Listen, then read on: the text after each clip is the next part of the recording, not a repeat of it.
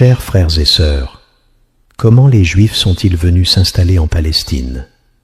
Quelle est l'histoire des trahisons qui leur ont ouvert le chemin? Et sont-ils aujourd'hui dignes d'engager un conflit contre les musulmans? Avant la mission de Muhammad, paix et bénédiction sur lui, le site du mont Al-Aqsa existait déjà depuis 3000 ans avant Jésus-Christ. En raison de la sécheresse et de la famine, des tribus arabes quittèrent la péninsule arabique et remontèrent vers le nord. Elles s'établirent ensuite en Palestine. C'étaient les tribus de Yabou. Leur arrivée suscita le peuplement continu de la région. Certains groupes vinrent même des contrées du nord, depuis la Turquie et l'Europe. Lorsque Sulayman, paix sur lui, fit construire le temple, les enfants d'Israël fondèrent leur royaume. Ainsi, 721 ans avant Jésus-Christ, le temple fut achevé et la dynastie israélite prit son essor. Plus tard, 618 ans avant Jésus-Christ, Nabuchodonosor assiégea Jérusalem, détruisit le temple des enfants d'Israël et dispersa le peuple à travers les terres. Les savants de l'histoire, comme Ibn Kathir et d'autres, ont expliqué que cette défaite fut due à de graves manquements. Les enfants d'Israël avaient abandonné leur foi, sombré dans les délits et manqué de respect pour les rites sacrés. La Torah elle-même indique que le châtiment tomba parce qu'ils n'étaient pas dignes de garder cette terre bénie. 538 ans avant Jésus-Christ, les Juifs commencèrent à regagner la Palestine et à se rassembler autour de Jérusalem. Ils ne constituèrent toutefois pas encore une seule nation. Ils arrivèrent en tribus dispersées et vécurent parmi les Arabes, dont les descendants habitaient toujours ces lieux. Les années s'écoulèrent. Dieu envoya à son peuple plusieurs prophètes, à la suite les uns des autres, comme il l'a souhaité. Ainsi, il envoya vers les Égyptiens Youssef, paix sur lui, et vers les habitants de l'Irak Younous, paix sur lui. Cela ne signifie pas que, parce qu'il envoya des envoyés aux enfants d'Israël en Palestine, ils sont l'origine ou le sommet de l'humanité. Les prophètes étaient envoyés à qui Dieu le voulait, et chaque communauté eut son messager. Pour l'ensemble de l'humanité, Dieu n'a envoyé qu'un seul prophète, notre maître Muhammad, paix et salut sur lui. Avant lui, les enfants d'Israël reçurent plusieurs envoyés, dont beaucoup périrent injustement. Ils assassinèrent sans droit certains messagers. Ils exécutèrent Yahya, paix sur lui, et firent couler Zacharia sous la scie. Ils se permirent même de défier ces envoyés sacrés, alors qu'au sein de leur communauté vivaient aussi des personnes pieuses, respectueuses du temple de Jérusalem et des enseignements prophétiques. Parmi eux, il y avait des cœurs purs. Par exemple, la mère de Mariam, paix sur elle, fit vœu, comme mentionné dans le livre sacré, que l'enfant qui grandirait en son sein serait entièrement consacré au service du sanctuaire. Ils offraient des promesses solennelles dès la vie fœtale. L'enfant naissait voué à adorer Dieu et à entretenir le mont Al-Aqsa. Pourtant, la majorité des enfants d'Israël ne méritaient pas cet honneur. Ils agressèrent leurs prophètes et sombrèrent dans la corruption une seconde fois, après l'avoir déjà faite une première. Première corruption, Dieu les châtia par la conquête de Nabuchodonosor.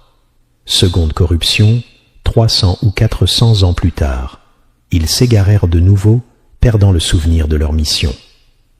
Alors Dieu envoya Issa, paix sur lui.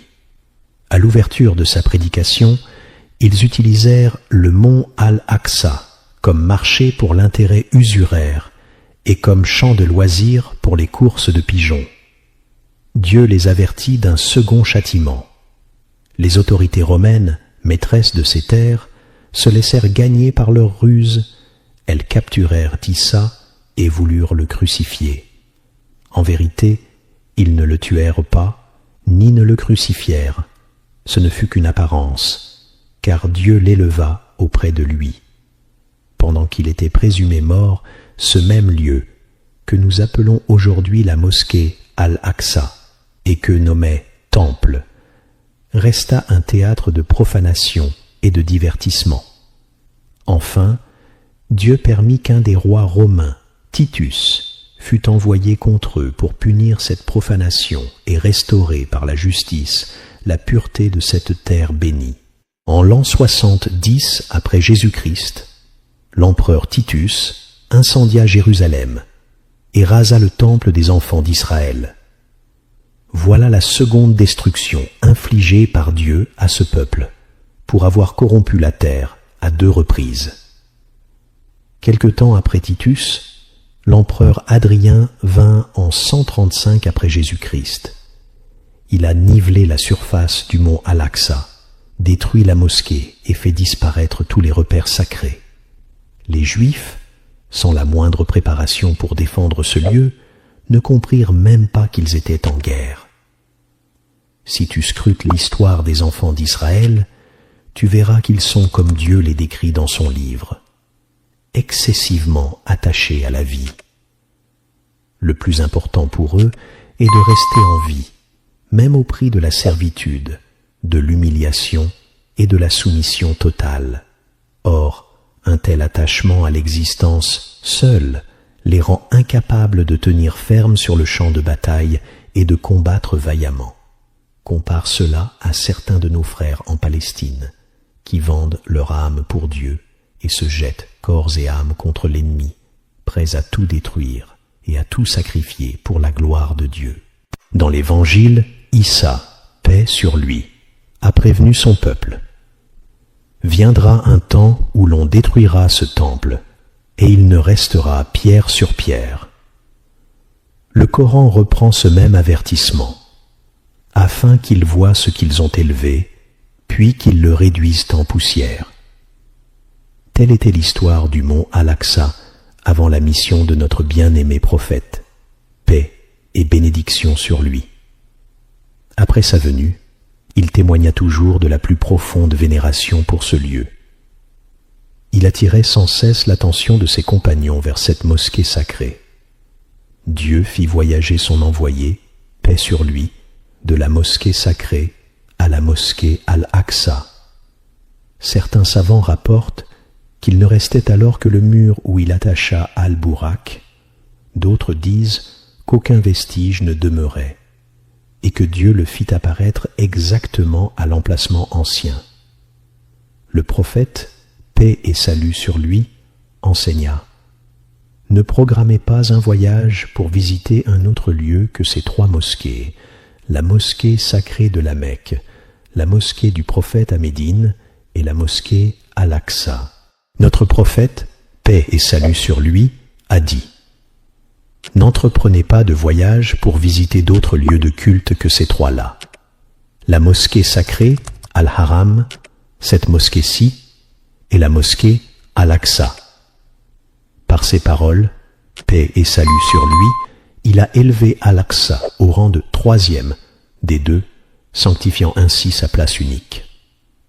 Selon l'imam Ahmad, d'après Maïmouna, qu'Allah soit satisfait d'elle, elle demanda au messager d'Allah: Ô messager d'Allah, notre Seigneur nous éprouve au sujet de la terre sainte. Qu'est-ce que la terre sainte? Il répondit: c'est la terre de la résurrection et du rassemblement. Allez-y, priez-y, car une prière là-bas équivaut à 1000 prières ailleurs. Elle s'interrogea alors: et qu'en est-il de celui qui ne peut s'y rendre? Il dit: qu'il implore Dieu de le guider vers elle, ce sera comme s'il y avait prié. Hadith authentique. D'après Ahmad et At-Tabarani, de Saïd ibn Thabit, le prophète s'exclama 3 fois: quel bonheur pour la Cham! Interrogé, il expliqua: ce sont les anges du ciel qui déploient leurs ailes pour la couvrir. Selon Al-Iz ibn Abd al-Salam, Dieu a chargé ses anges de veiller sur cette terre et de la protéger. Al-Bukhari rapporte que, lorsqu'il sentit la mort approcher, le prophète, paix sur lui, implora « Ô Seigneur, rapproche-moi de la terre sainte de la distance que l'on parcourt en lançant une pierre. » Il ajouta « Si j'en avais la chance, je voudrais qu'on m'enterre près du chemin, sous la butte rouge, à côté de ce lieu sacré. » La Cham est la demeure de la communauté victorieuse. Selon At-Tabarani, le prophète déclarait « Il y aura toujours un groupe de ma communauté sur la vérité, dominant ceux qui leur font opposition, tels des plats placés l'un parmi l'autre, inébranlables, jusqu'à ce que vienne l'ordre d'Allah. » Quand on lui demanda où il se trouverait, il répondit « Dans les recoins de la maison sainte. » D'après At-Tabarani, de Watila, qu'Allah soit satisfait de lui, le messager, paix et salut sur lui, a dit « Prenez soin de la Cham, c'est la contrée choisie par Allah. Il y installe les meilleurs de ses créatures. Quiconque refuse d'y vivre sera rejoint par son châtiment. En vérité, Allah m'a confié la protection de la Cham et de ses habitants. Parmi ses bénédictions et son prestige divin, Issa, paix sur lui, y descendra à la fin des temps. Le Dajjal y sera vaincu. C'est aussi la terre de la grande épreuve finale entre musulmans et romains, puis entre musulmans et juifs. Selon l'imam Ahmad, d'après Abdullah ibn Umar, le prophète, paix et salut sur lui, a rapporté qu'au terme de la construction de la maison sainte par Sulayman, fils de Daoud, celui-ci formula 3 vœux qui firent de son règne un modèle de justice incomparable. Puis il annonça « Et viendra ce lieu de prière. Quiconque ne vient à cette maison que pour y prier verra ses péchés effacés comme au jour de sa naissance. » Le prophète, paix et salut sur lui, ajouta « Quant à la 2e vertu, il l'a déjà reçue. Et j'espère qu'il obtienne aussi la 3e. Par la bénédiction de cette mosquée et de ce lieu sacré, les compagnons investirent toujours à le visiter et à l'honorer. Lorsque Umar ibn Khattab, qu'Allah l'agrée, conquit la terre sainte, il ordonna à certains de ses frères « Ne retournez ni à la Médine ni à la Mecque. Installez-vous à Baytul Maqdis, en Palestine, à Jérusalem. » Ubada ibn as-Samit devint alors le premier juge de Palestine. Parmi ceux qui y prièrent et y vécurent, Abu Ubaïda al-Ansari, Safiya, mère des croyants, Mu'ad ibn Jabal, Abdullah ibn Umar, Khalid ibn Walid, Abu Dar al-Ghifari, Abu Darda, et bien d'autres encore. Ibn Umar, qu'Allah soit satisfait de lui, se souvenait du hadith de Sulayman. Quiconque vient à cette maison pour la seule prière en repart purifié de ses péchés. Après avoir prié, assoiffé, on lui proposa de l'eau. Il répondit « Par Allah, rien ici ne me ravit davantage que la prière. Je demeurerai assoiffé jusqu'à ce qu'on m'aide à sortir de la mosquée, puis je boirai. Je suis venu pour prier seul et rien d'autre. Ô vous, ô bien-aimés, tel est l'honneur de cette maison immense. Elle fut libérée des profanateurs et servit de point de ralliement pour la foi pure. » Le regard du prophète, paix et bénédiction sur lui, se tourna vers Baytul Maqdis, encore souillé par l'idéologie chrétienne romaine. Tout comme il avait chassé le polythéisme de la Mecque pour y établir la foi, il souhaitait purifier Jérusalem de toute trace de mécréance et d'injustice. Lorsque son état fut stable à Médine, il rédigea des lettres destinées à Héraclius, l'invitant à embrasser l'islam. À défaut, il demandait qu'on accorde aux musulmans la liberté de se rendre à Baytul Maqdis pour en purifier le sol. Le prophète, paix et salut sur lui, envoya alors cette lettre grandiose au puissant Héraclius.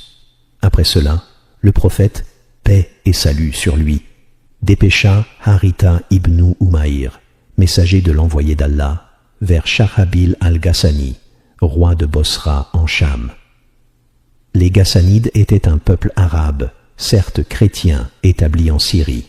Lorsque Sharabil lut la lettre, il s'emporta, fit enchaîner Haritha et le fit exécuter. Or les messagers ne doivent jamais être tués.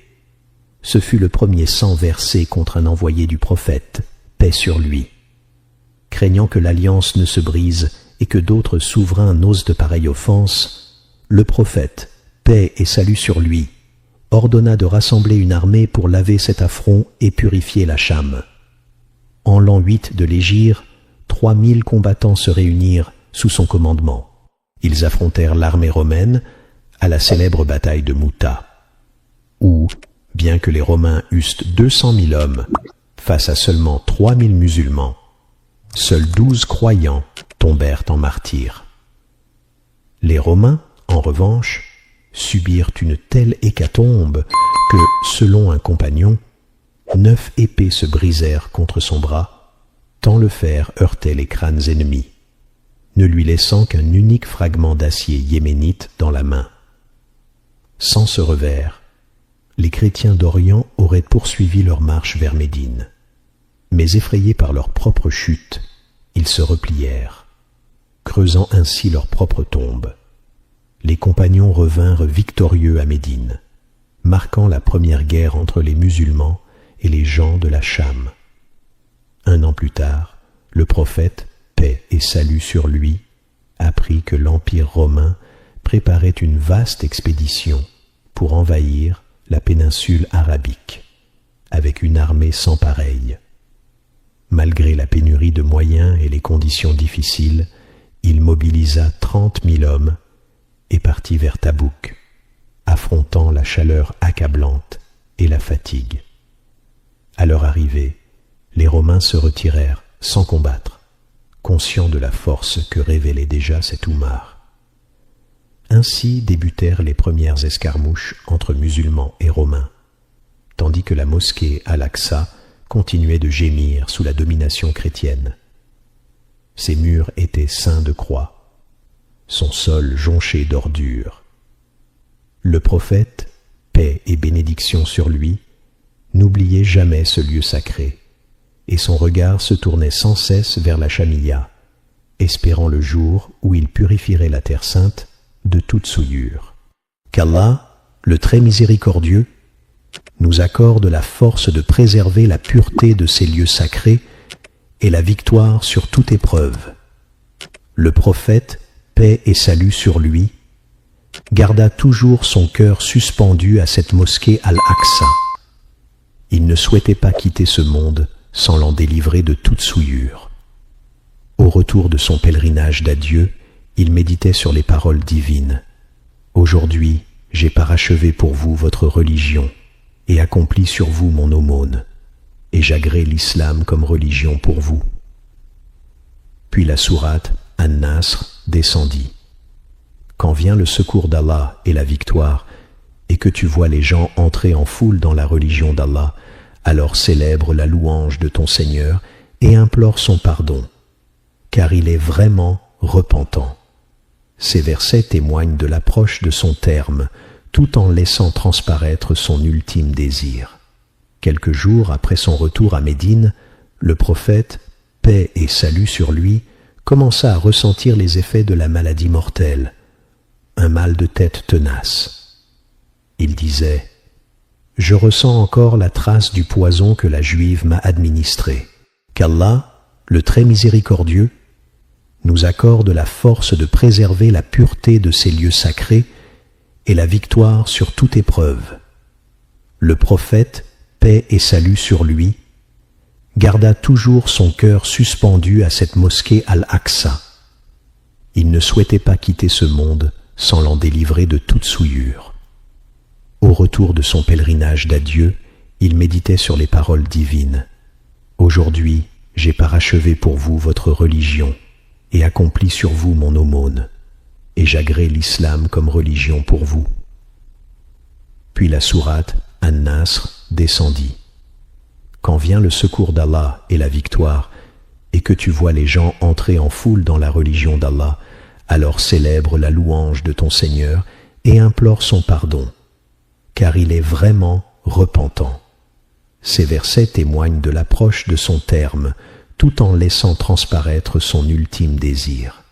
Quelques jours après son retour à Médine, le prophète, paix et salut sur lui, commença à ressentir les effets de la maladie mortelle, un mal de tête tenace.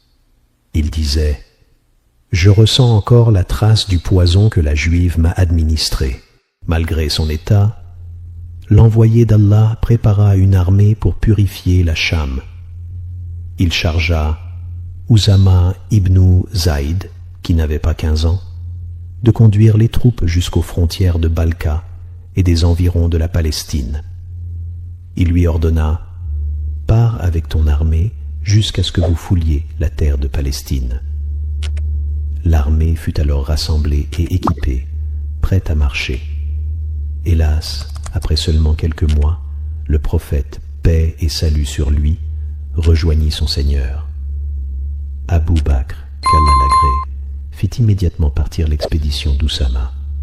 Par la suite, d'autres armées s'élancèrent vers l'Irak, la Jordanie, la Palestine et la Syrie, ouvrant ainsi les portes de la Cham.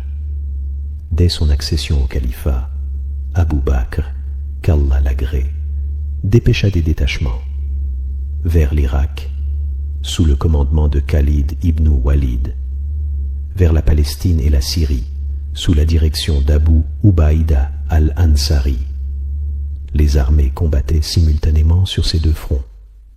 Lorsque la troupe de la Cham faiblit face à la concentration des forces romaines, Abu Bakr ordonna à Khalid, qu'Allah l'agrée, de se rendre en Syrie pour secourir les musulmans. Au terme de ces premières expéditions, la terre de Palestine resta encore largement hors de portée de l'Oumma.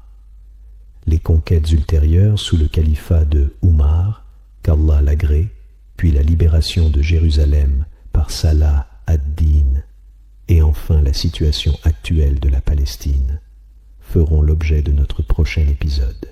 Les armées se rassemblèrent en Cham, et la plupart des villes tombèrent sous domination musulmane. Gaza, Akka, Rafah et Jaffa ouvrirent leurs portes. Il ne restait plus que Baytul Maqdis. En Jumada de l'an 13 de l'Hégire, Abu Bakr, qu'Allah l'agrée, rejoignit son Seigneur avant que la sainte ville ne fût libérée. Umar ibn Khattab, qu'Allah l'agrée, lui succéda et ordonna aux armées stationnées en Cham de se mettre en marche. Elles encerclèrent Damas pendant 4 mois. Lorsque Khalid ibn Walid, qu'Allah l'agrée, aperçut une armée romaine forte de 200 000 combattants face à seulement 36 000 musulmans, il se leva parmi son peuple et proclama « Voici un jour d'Allah, point d'oppression ni de fuite. Purifiez votre engagement et recherchez la face d'Allah. Ce jour-là aura des retombées mémorables. » Le fer de la résistance romaine était redoutable.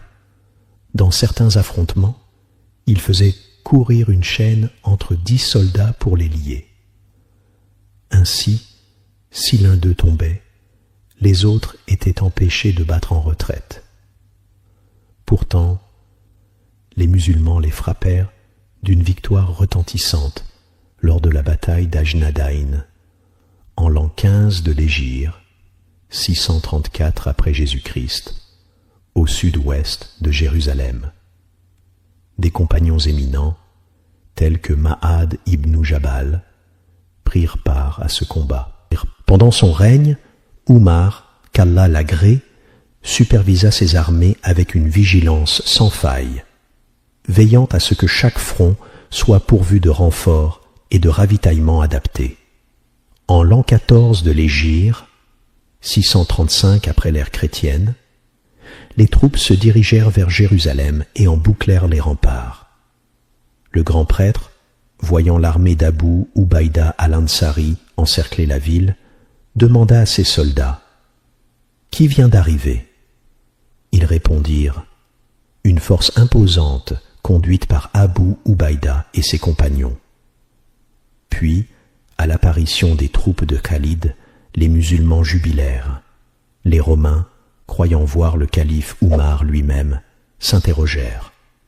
Ils consultèrent le grand prêtre qui déclara « Par la vérité de l'Évangile, si votre émir est parmi eux, votre perte est imminente. » Interpellé sur ce fondement, il expliqua « J'ai lu dans l'Évangile qu'un conquérant, dont le portrait ressemble à celui d'Oumar ibn Khattab, ouvrira Jérusalem. Mais, quand ils comparèrent la description à Khalid, ils constatèrent qu'elle ne lui correspondait pas. Réalisant qu'ils faisaient face à de véritables héros, ils se resserrèrent dans le combat, déterminés à défendre leur cité. Les musulmans avaient coupé toutes les voies de ravitaillement, si bien que les Romains, acculés, n'avaient plus de subsistance. Ils envoyèrent alors des émissaires à Khalid, qu'Allah l'agrée, et à Abu Ubaïda, qu'ils informèrent « Nous sommes prêts à nous rendre, mais seulement devant un émir envoyé par Oumar ibn Khattab. » Abu Ubaïda transmit la requête au calife Oumar, qu'Allah l'agrée. Celui-ci se mit en route vers Ilia, Jérusalem, de la manière la plus simple qui soit. Il chevauchait un seul dromadaire, partageant la place avec son jeune compagnon en alternance. Sur un flanc, un sac de dattes, sur l'autre, un peu de farine de sawik, devant lui, un outre rempli d'eau. Derrière, un sac de ravitaillement. Ibn al-Jawzi rapporte qu'Oumar montait à tour de rôle avec son jeune serviteur, jusqu'à ce que la troupe romaine, massée sur les remparts, put contempler ce grand homme que même Chosroès et César redoutaient. À son arrivée, Abu Ubaïda s'approcha et lui dit « Ô commandeur des croyants, tu aurais pu venir autrement. Un meilleure monture, de plus beaux vêtements. » Oumar, tenant fermement la bride de son dromadaire d'une main et sa sandale de l'autre, répondit « Que dirais-tu si un autre que moi se tenait à ma place ?» Puis, d'une voix ferme, il déclara sa célèbre parole « Nous sommes un peuple qu'Allah a honoré par l'islam. Il ne nous a point rendus puissants par un véhicule, ni par une épée, ni par un statut, ni par un bien matériel, ni par une position sociale. L'honneur est dans l'islam. » Dès l'entrée d'Oumar dans Jérusalem, la cité s'ouvrit devant lui comme on ouvre les portes à un conquérant illustre. Il y rédigea alors la fameuse charte Omariya, garantissant la sécurité de leurs personnes, de leurs biens, de leurs églises et de leurs croix, l'interdiction de s'installer dans leurs églises, de les démolir ou de les profaner, la liberté de culte, adorez votre Seigneur comme vous l'entendez, une exemption de la zakat réservée aux seuls musulmans. En revanche, la jizya serait prélevée conformément à leur statut de non-musulmans. Garde en mémoire ce pacte de tolérance et de protection, car bientôt nous évoquerons l'arrivée des chrétiens ultérieurement en Palestine et les épreuves endurées par les musulmans. Oumar, qu'Allah l'agrée, confirma la sécurité promise aux chrétiens. Ceux-ci, rassurés, regagnèrent leur foyer, déambulèrent dans les souks et circulèrent, petits et grands, en toute quiétude dans les rues d'Elia, Jérusalem. Le calife, le cœur chargé de vénération, scrutait chaque ruelle de Jérusalem en quête du lieu où l'envoyé d'Allah, paix et salut sur lui, avait été transporté lors de l'Isra, ce sanctuaire dont la prière valait 500 prières ordinaires. Il interrogea le patriarche, le grand prêtre, sur l'emplacement exact de cette grande mosquée. Où se trouve la mosquée Al-Aqsa que vous, les Juifs, révériez jadis? Mais le patriarche répondit qu'il l'ignorait. Umar le pressa, s'irrita, et entraîna cet ecclésiastique vers une décharge publique jonchée de débris et de vieux murs. C'est ici qu'elle se dressait. Devant la fosse aux immondices, Umar ôta son manteau, l'étendit à même le sol, et à l'instar de ses compagnons, ramassa les ordures, pour rendre au lieu sa pureté première. Une fois la terre mise à nu, et les vestiges du mihrab révélés, il se tint debout et accomplit 2 unités de prière. Dans la première, il lut la sourate Sad. Dans la seconde, la sourate Al-Isra. Après la prière, Oumar ordonna d'édifier la mosquée. On utilisa d'abord le bois, permettant d'accueillir 3000 croyants. Les musulmans œuvrèrent avec ferveur pour que ce lieu redevint un espace de dévotion et non de profanation. Sous Abd al-Malik ibn Marwan, on rebâtit en pierre la mosquée Al-Aqsa et l'on érigea le dôme du rocher. Cet état de fait perdura jusqu'à l'avènement des Abbassides, puis des Fatimides. Lorsque les chiites fatimides prirent Jérusalem, ils se montrèrent moins attentifs à Al-Aqsa, car leur piété s'exerçait davantage autour des tombeaux et des sanctuaires funéraires. Aujourd'hui encore, si l'on visite leurs lieux de culte, on remarque qu'ils sacralisent beaucoup plus les sépulcres que la vaste mosquée d'Al-Aqsa. Tu verras que leurs cœurs sont bien plus attendris et tournés vers les tombes que vers les mihrabs des mosquées. Leur amour se dirige vers les défunts enterrés, qu'ils aient été pieux ou non, qu'ils fassent partie des nobles compagnons ou de la famille purifiée du prophète, que la paix et la bénédiction d'Allah soient sur lui, ou même d'autres. Leur cœur est plus attaché à ces tombes qu'aux mosquées. Si tu regardes aujourd'hui les tombes que les rafidas, chiites extrémistes, visitent, tu constateras qu'elles sont ornées, embellies, entretenues avec grand soin, et que l'on n'y dépense plus d'argent que pour les mosquées où le nom d'Allah est mentionné. Même dans la ville du prophète, que la paix et la bénédiction d'Allah soient sur lui, si tu observes leur état et leur humilité dans la mosquée du messager d'Allah, tu verras que cette humilité ne vaut rien en comparaison de celle qu'ils manifestent auprès des tombes qu'ils visitent et où ils invoquent les morts à la place d'Allah. Et si les pieux compagnons enterrés ou les membres de la famille du prophète, que la paix et la bénédiction d'Allah soient sur lui, savaient qu'on les adore en dehors d'Allah, qu'on les invoque pour ôter les malheurs, guérir les maladies ou accorder la subsistance, ils renieraient avec force cet acte, tout comme l'a fait Ali ibn Abi Talib, qu'Allah l'agrée, lorsque certains vinrent à lui en disant « Tu es Dieu, il n'y a de divinité que toi ». Ali, qu'Allah l'agrée, s'indigna, les gronda, les menaça de punition et ordonna qu'on creuse un fossé.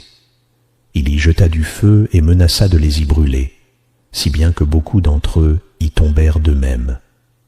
Ces gens de la maison du prophète, que la paix et la bénédiction d'Allah soient sur lui, ensevelis dans leur tombe, ne sont nullement satisfaits de ce que ces extrémistes font auprès de leur tombe. Le jour du jugement, ils désavoueront ces pratiques et diront « Ô notre Seigneur, nous ne leur avons jamais ordonné de nous adorer. » Lorsque les chiites fatimides prirent le pouvoir et gouvernèrent Jérusalem parmi d'autres terres musulmanes, ils négligèrent la mosquée Al-Aqsa. Ils rapprochèrent les Juifs et les chrétiens, les autorisèrent à vivre en Palestine, à se marier avec eux, et en firent même leurs conseillers, médecins et ministres. Ainsi, les Juifs et les chrétiens retrouvèrent peu à peu leur influence sur Jérusalem. Voyant cela, leur convoitise pour la ville s'accrut à nouveau. Cela se passa au tout début du 2e millénaire après Jésus, soit en l'an 1095 de l'ère chrétienne, correspondant à l'an 489 de l'Hégire. Les chrétiens croyaient que le Messie descendrait à cette époque pour gouverner le monde depuis Jérusalem. Ils commencèrent alors à préparer une grande expédition. Ils envoyèrent une armée dirigée par un homme nommé Raymond, démon. Et malgré la faiblesse de cette armée, elle ne comptait que 1500 cavaliers et environ 20 000 fantassins qui marchaient à pied, car ils ne possédaient pas assez de chevaux. Regarde donc la faiblesse de cette armée.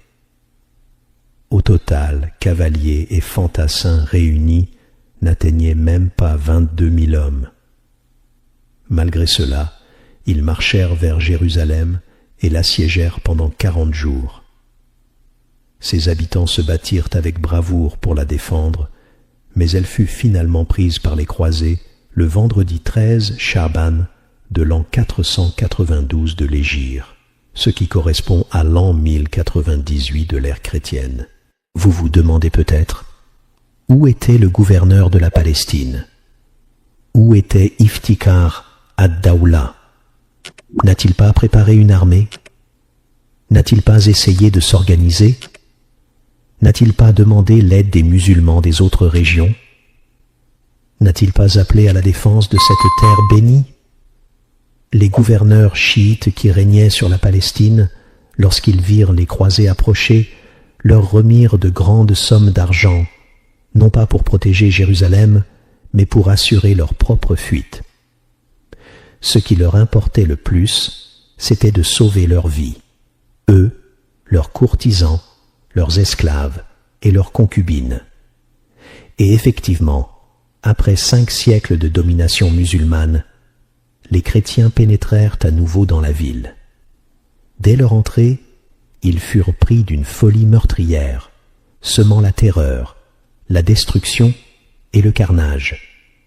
Ils tuèrent les femmes, les enfants et les jeunes. Tout ce qui tombait entre leurs mains fut détruit. Ils envahirent la mosquée Al-Aqsa, y versèrent le sang, assassinant les fidèles, alors qu'ils étaient en train de faire leur prière, prosternés ou inclinés. Compare cela à ce qu'a fait Umar ibn al-Khattab, qu'Allah l'agrée, lorsqu'il entra dans Jérusalem. Il accorda la sécurité à tous, même aux soldats ennemis, et il n'a pas permis qu'un seul chrétien soit frappé, même pas une gifle. Mais ici, il tuait les croyants en prière, couchés ou prosternés. Raymond, le chef des croisés, marchait entre les corps des prieurs. Il déambulait au milieu d'eux pendant que les tyrans et gouverneurs corrompus avaient déjà abandonné la ville. Il marchait parmi ces monothéistes martyrs, s'arrêta au-dessus de leurs cadavres et regarda à gauche et à droite. Les historiens rapportent que les croisés massacrèrent environ 70 000 personnes. Certains disent 70 000, d'autres disent 70 000, 65 000. Ils pillèrent les richesses, violèrent les femmes, réduisirent les femmes en esclavage, abusèrent des jeunes garçons. Et les années passèrent sur les musulmans de Palestine, plongés dans les séquelles de ce drame. La majorité des musulmans furent tués ou dispersés. Et cette humiliation dura 91 années, jusqu'à ce que l'arrogance des croisés atteigne un sommet en Palestine. L'un de leurs chefs, Renaud de Châtillon, Arnaud, alla même jusqu'à penser envahir la Mecque et Médine. Il commença à préparer des armées et à élaborer des plans dans ce but. Comme on le dit, celui qui ne part pas en guerre sera envahi. Et Allah dit, combattez les polythéistes où que vous les trouviez. Combattez ceux des mécréants qui sont près de vous. Lorsque les musulmans se laissèrent aller dans les plaisirs et les bienfaits, ces croisés se mirent à penser à les envahir. Ils se dirent, hier ils nous ont attaqués, aujourd'hui c'est à notre tour. Cet homme, Renaud, avait vécu 91 ans à profiter des richesses de la Syrie, à manger, boire, jouir de ses plaisirs. Puis il s'est dit, pourquoi ne pas partir en guerre? Moi aussi je peux conquérir. Et il planifia l'attaque de la Mecque et de Médine.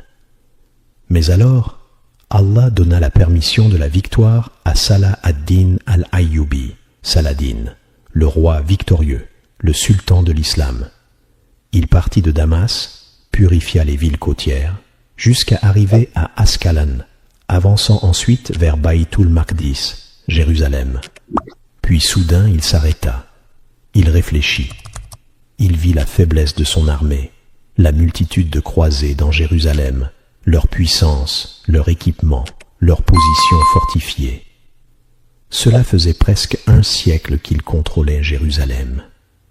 Et il se demanda, comment pourrais-je la libérer? Alors qu'il était dans ce dilemme, des musulmans prisonniers en Palestine apprirent de son arrivée. Parmi eux, un jeune captif originaire de Damas, enfermé dans Jérusalem, écrivit une lettre adressée à Saladin, au nom de la mosquée Al-Aqsa elle-même, dans laquelle il disait « Ô roi qui a rabaissé les symboles de la croix, une plainte t'est parvenue depuis la noble mosquée. Toutes les mosquées ont été purifiées, et moi, malgré ma noblesse, je demeure souillé. » Lorsque Saladin lut cette lettre, il ne cessa de répéter en larmes « Toutes les mosquées ont été purifiées, et moi, malgré ma noblesse, je demeure souillé. » Il fut saisi par la jalousie religieuse pour l'islam et se dirigea alors vers Jérusalem en l'an 583 de l'Hégire, soit 1187 de l'ère chrétienne. Il arriva à Jérusalem avec un petit nombre d'hommes, peu d'armes et des ressources limitées. Mais il ne s'appuyait pas sur la force terrestre, il s'attachait à la puissance céleste. Il installa les mangonneaux, catapultes, autour de la ville et combattit avec l'héroïsme des plus valeureux. La fameuse bataille de Hittan eut lieu. Ces soldats s'offraient en martyrs, portant leurs âmes dans leurs mains, comme Allah le dit. Allah a acheté aux croyants leurs personnes et leurs biens en échange du paradis. Ils combattent dans le sentier d'Allah. Ils tuent et se font tuer. Les troupes de la vérité ouvrirent les portes de Jérusalem, purifièrent la mosquée Al-Aqsa et en expulsèrent les porcs, les croisés. Ils ne craignirent personne.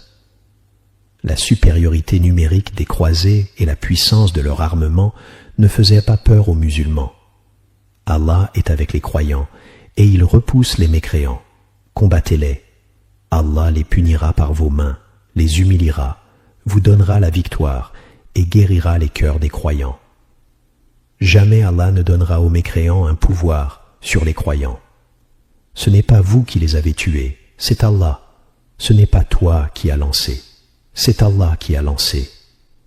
Si les musulmans d'aujourd'hui croyaient en Allah avec cette même certitude, s'ils revenaient à l'unité, s'ils purifiaient leurs intentions pour Allah, et si les dirigeants musulmans ne pensaient plus à leur confort, à leur argent ou à leur poste, mais seulement à faire triompher la religion d'Allah, alors ils recevraient les 2 grandes récompenses, la victoire ici-bas et le succès éternel dans l'au-delà. Mais les cœurs se sont affaiblis, la foi a diminué, chacun ne pense plus qu'à ses propres intérêts.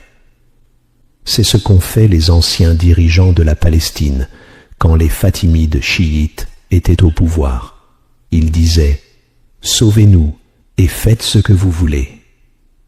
Chacun voulait seulement sa sécurité, sans penser à la souffrance des autres, à ceux qui avaient faim, soif ou tombaient malades. Aujourd'hui, si les musulmans laissaient de côté ces conflits internes et s'unissaient sincèrement, pas seulement les gouvernants, mais aussi les groupes islamiques, qui malheureusement s'affrontent entre eux. Comme Allah l'a dit, ou bien il vous divisera en groupes et vous fera goûter l'hostilité les uns des autres. Le prophète, que la paix et la bénédiction d'Allah soient sur lui, a dit que le diable a perdu espoir d'être adoré dans la péninsule arabe, mais il continue à semer la haine entre les musulmans. Quand ces divisions sont arrivées, les intentions se sont corrompues, les groupes se sont opposés, parfois avec les armes, même si leur objectif est le même. Certains savants écrivent des livres contre d'autres prédicateurs, au lieu de se concentrer sur les ennemis réels. Si les musulmans s'unissaient vraiment avec des cœurs sincères et une foi solide, alors la victoire d'Allah arriverait sûrement. Car Allah est avec le groupe uni, et il donne la victoire à qui il veut. Après la victoire de Salahuddin, la Palestine fut gouvernée par les Mamelouks, puis passa sous la domination des Ottomans en Turquie. Ainsi, Jérusalem fut entre les mains des musulmans. Ensuite, Mohammed Ali a étendu son pouvoir jusqu'en Palestine. En 10 ans, il contrôlait aussi le Cham, le Levant. Mais son règne s'est ensuite réduit à l'Égypte. Puis le Cham est revenu sous contrôle ottoman. Après cela, les croisés sont revenus. Les Français ont tenté d'envahir, mais sans succès. Puis ce fut au tour des Anglais. Les Britanniques ont pris Jérusalem en 1917. C'est cette même année qu'ils ont promis aux Juifs un foyer national en Palestine, avec la déclaration Balfour. La Grande-Bretagne a alors placé l'Égypte et la Palestine sous sa protection, préparant le terrain pour les Juifs. En 1948, les Anglais ont mis fin à leur mandat sur la Palestine. Les Juifs ont alors déclaré la création de leur État. Ils ont pris Jérusalem-Ouest, qu'ils ont déclaré capitale. Puis, en 1967, ils ont envahi Jérusalem-Est, là où se trouve la mosquée Al-Aqsa. Et depuis ce jour, ils disent que Jérusalem est la capitale unifiée et éternelle d'Israël. Mais derrière eux se tiennent toujours les chrétiens. Pourquoi? Les chrétiens croient que Jérusalem est la ville de Jésus. Mais ne croient-ils pas aussi que ce sont les Juifs qui ont tué Jésus? Alors pourquoi soutiennent-ils les Juifs aujourd'hui? Les Juifs disent « Nous voulons reconstruire le temple de Suleiman ». Ils croient que si le temple est reconstruit, leur sauveur apparaîtra. Et ce sauveur, selon eux, c'est le faux Messie, le Dajjal. Oui, c'est ce que croient encore aujourd'hui les Juifs pratiquants. Tu le trouveras dans leurs livres. Et si tu interroges leurs grands rabbins, ils l'admettent et te montreront même des textes tirés de leurs livres sacrés. Ce Dajjal, le prophète que la paix et la bénédiction d'Allah soient sur lui, nous a dit que les Juifs l'honoreront.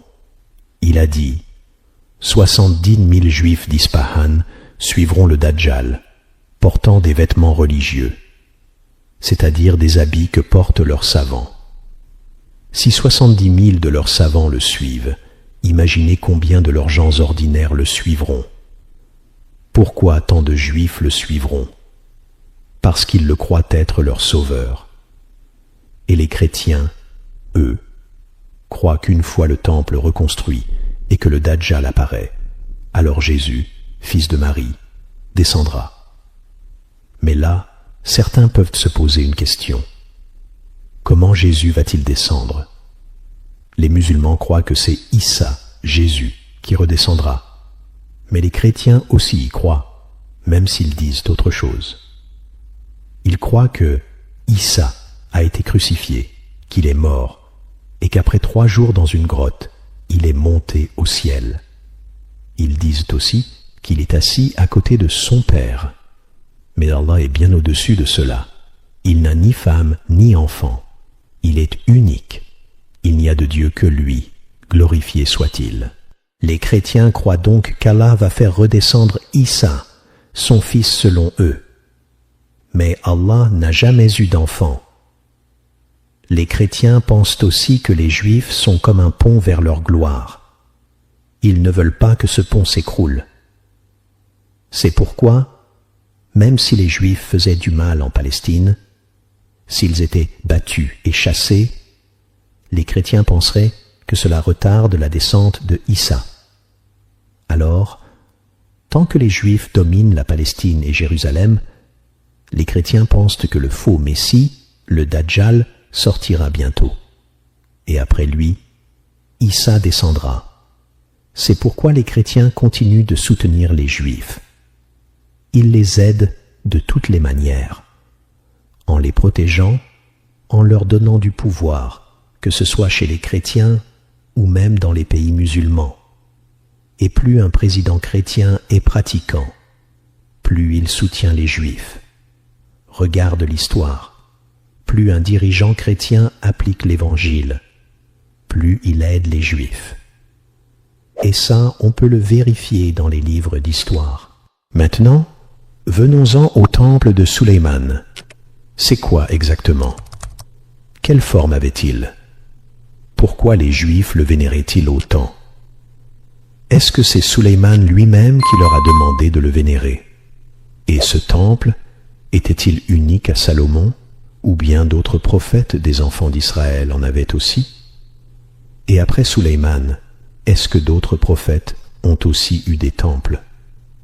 Eh bien, chers frères, en étudiant les livres d'histoire, en regardant ce que disent les Juifs dans leur encyclopédie et en consultant aussi la sunna du prophète, que la paix et la bénédiction d'Allah soient sur lui, je vais vous donner des informations que je pense vraies, incha'Allah, concernant le temple de Sulayman, alayhi salam. Des faits, des réalités historiques claires. Sulayman, alayhi salam, a construit un ou plusieurs temples. Le mot temple veut dire un lieu de prière. Pour nous, c'est une mosquée. Les chrétiens l'appellent une église et les juifs l'appellent un temple. C'est un lieu fait pour l'adoration. Comme une mosquée, il a des murs, des coins pour prier, des endroits pour faire retraite, itikaf, etc. Cela prouve que Sulayman alayhi salam n'a pas construit un seul temple. Allah dit dans le Coran que les djinns faisaient pour lui ce qu'ils voulaient. Des sanctuaires, des statues, de grands récipients et des chaudrons fixes.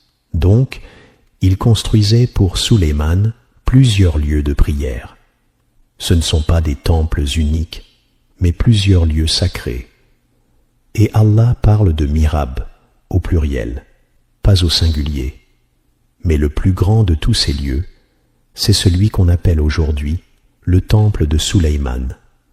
Pour les Juifs, ce temple est un sanctuaire volé par les musulmans. Mais du point de vue islamique, et c'est la vérité basée sur les preuves religieuses, ce lieu est un lieu sacré ancien. Même certains Juifs justes reconnaissent cela.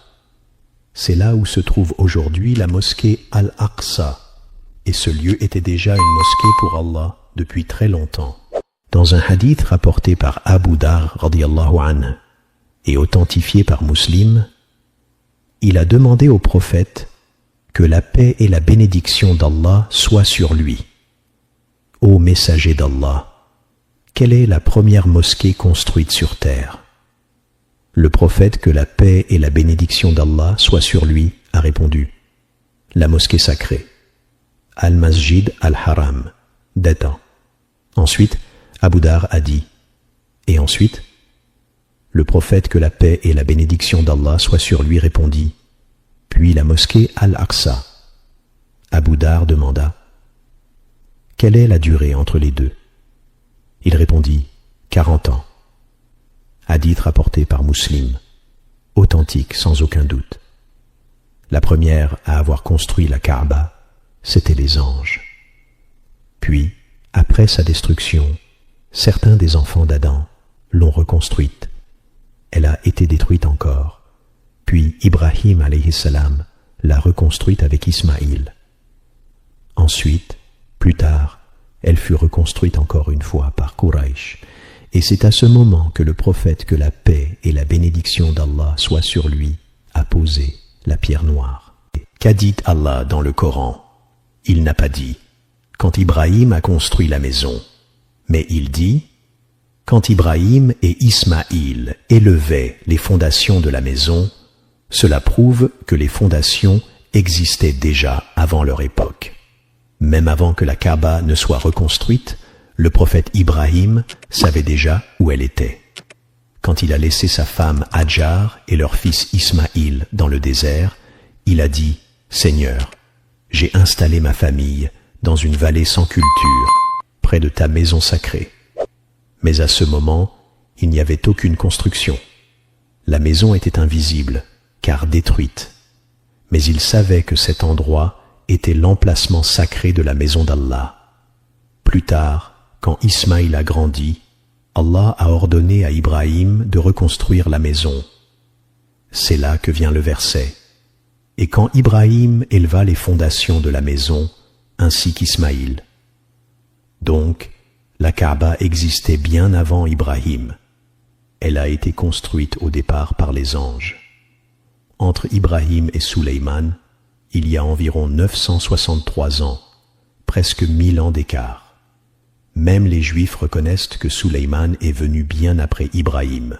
Quand Ibrahim a reconstruit la Kaaba, il a simplement rebâti ce que les anges avaient déjà construit.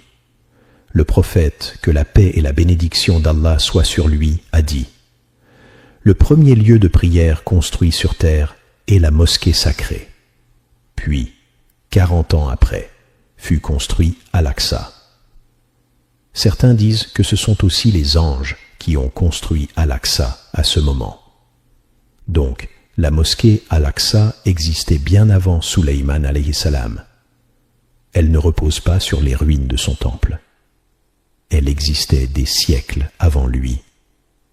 Et il faut ajouter que cette mosquée fut détruite plusieurs fois, et que le dernier à l'avoir reconstruite, c'est bien Suleyman, comme on le verra plus loin. Le prophète, que la paix et la bénédiction d'Allah soient sur lui, a confirmé que Suleyman alayhi salam a reconstruit Al-Aqsa comme une mosquée, pas comme un lieu pour pratiquer autre chose que l'islam, ni pour faire du polythéisme ou s'éloigner du droit chemin. Dans un hadith rapporté par Ahmad, Al-Bazar et Abu Daoud, le prophète, que la paix et la bénédiction d'Allah soient sur lui, a dit « Quand Suleyman bun Daoud a terminé la reconstruction de la mosquée de Baytul Maqdis, certains se demandent « Mais alors, quand l'a-t-il construite ?» On leur répond « La mosquée Al-Aqsa fut construite la première fois par les anges, 40 ans après la mosquée sacrée. Puis, quand Ibrahim alayhi salam a reconstruit la Kaaba, Allah lui a ordonné aussi de rebâtir Al-Aqsa. Il est donc parti en Palestine et a aussi reconstruit Al-Aqsa, mais ensuite, ce lieu a subi plusieurs destructions jusqu'à l'époque de Suleyman. Ce lieu sacré a été détruit plusieurs fois, comme on le verra plus loin avec les dates précises. Mais c'est bien Suleyman alayhi salam qui l'a reconstruit. Écoute maintenant les paroles du prophète, que la paix et la bénédiction d'Allah soient sur lui concernant cette reconstruction. Dans un hadith rapporté par Ahmad, Abu Daoud et Al-Bazar, le prophète, que la paix et la bénédiction d'Allah soient sur lui, a dit « Lorsque Suleyman bun Daoud termina la construction de la mosquée de Baytul Maqdis, il demanda à Allah 3 choses. 1. La sagesse dans ses jugements. 2. Un royaume que personne n'aura après lui. 3. Et que quiconque viendra prier dans cette mosquée, avec une intention sincère, soit pardonné de tous ses péchés, comme au jour de sa naissance. » Le prophète, que la paix et la bénédiction d'Allah soient sur lui, a alors dit « Les 2 premières lui ont été accordées. Quant à la 3e, j'espère qu'elle lui a aussi été accordée. » C'est donc une preuve forte que prier à Al-Aqsa efface les péchés, à condition d'y venir uniquement pour Allah. Maintenant, voyons ce que les Juifs croient à propos de ce lieu. Pour eux, ce qu'ils appellent le temple est en hébreu Beit Hamikdash, c'est-à-dire la maison sainte ou la grande maison. Ils l'appellent aussi Haikal, un autre nom du temple, et parfois même Yahvé, c'est-à-dire la maison de Dieu, selon eux. Dans leur Bible, dans le livre des Rois, chapitre 8, ils affirment que ce temple était une maison dédiée à leur divinité et qu'il servait à faire des rituels, des sacrifices et autres pratiques religieuses. Ils disent que Suleyman a construit ce temple sur le mont Moria, qui est en réalité le lieu où se trouve aujourd'hui la mosquée Al-Aqsa et le dôme du rocher. Mais eux l'appellent le mont du temple, car ils prétendent que leur temple était bâti là. L'histoire de la construction du temple, selon eux, se trouve dans le livre des Rois et le livre des Chroniques, dans la Torah et dans les Évangiles. Mais attention, le temple a été détruit plusieurs fois, même après la construction de Sulayman.